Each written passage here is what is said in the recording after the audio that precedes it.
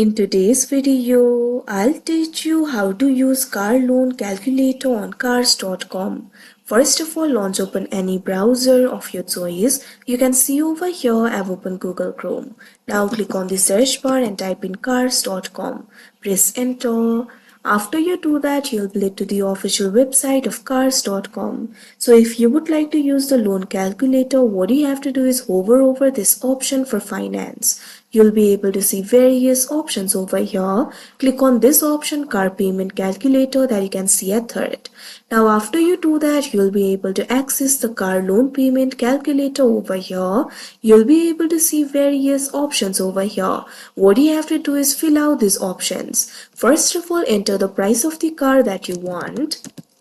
Now after you do that, select your credit rating. For that, click on this field, your credit rating. Now click on the option of your choice. If you have the custom interest rate, enter it over here. Likewise, enter the JIP. It is completely optional. Now after you do that, what you have to do is enter the down payment over here.